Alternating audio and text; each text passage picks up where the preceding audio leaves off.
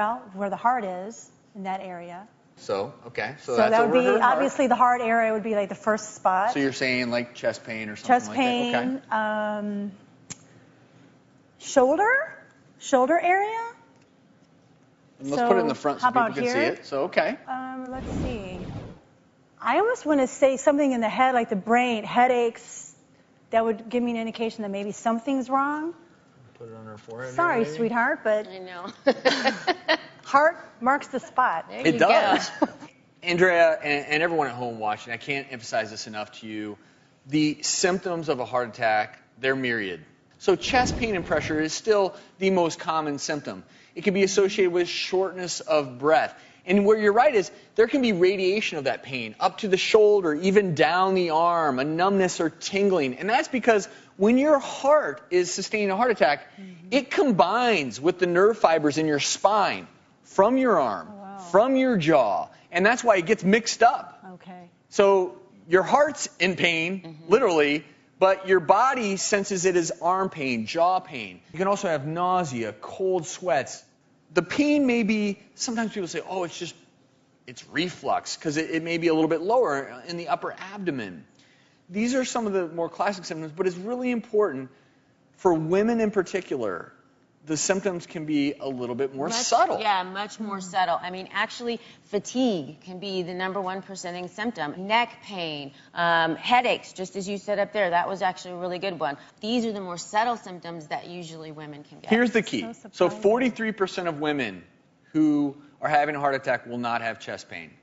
But so everyone will say, well, these sound like typical symptoms every day I wake up, fatigue and headaches. But it's a little different. It's something unusual. Normally you can walk 2 miles a day. Well, you can't even go to the mailbox.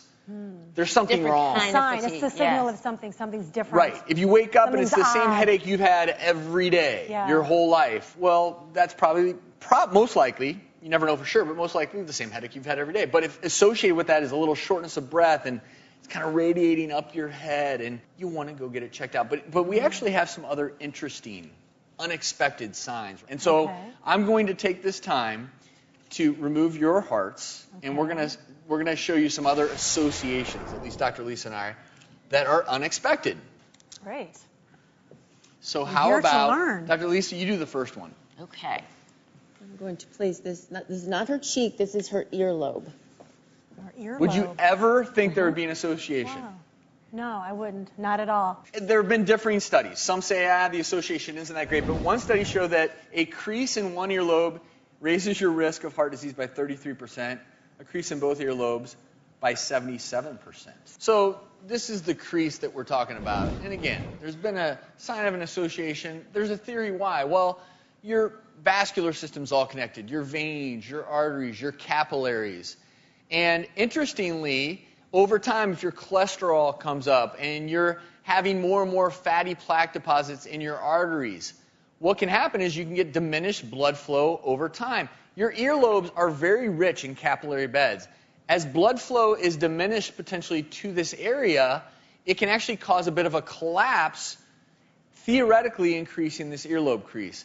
And again, the key word, Dr. Lisa should back me up on this. It's an theoretically, association. association. The next one.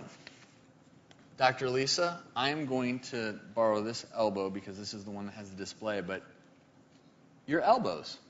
See this picture up here? That's an elbow. Those are actually cholesterol fatty deposits, and that can be an indication of high triglyceride levels in your blood. And you can get these fatty deposits in certain areas, so it's just a sign of increased fats in your bloodstream, more triglycerides, more cholesterol, more likely you're going to have deposits in your arteries. That can lead to heart disease. Last but not least, you want to take one last stab at it?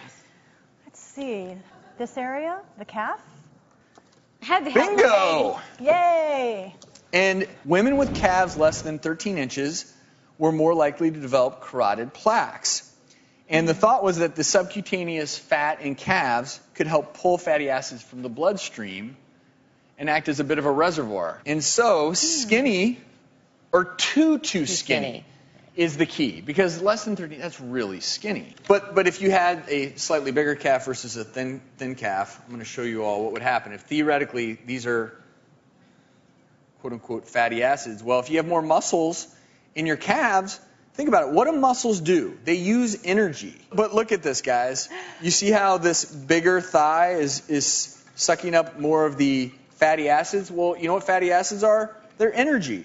So we're not talking about having really obese legs. We're talking about having slightly muscular legs because they use up energy source, your glucose and the fatty acids, so they don't get deposited in your belly, in your arteries, etc. So these are all just interesting factoids, but I'm going to tell you this right now. None of this is meant to replace what really matters, which is going to your doctor, getting your blood cholesterol level checked, your blood pressure checked, your blood glucose checked. These are just interesting associations. And Andrea, you did pretty doggone good. All right, thank you. Thank you. Thank you very much.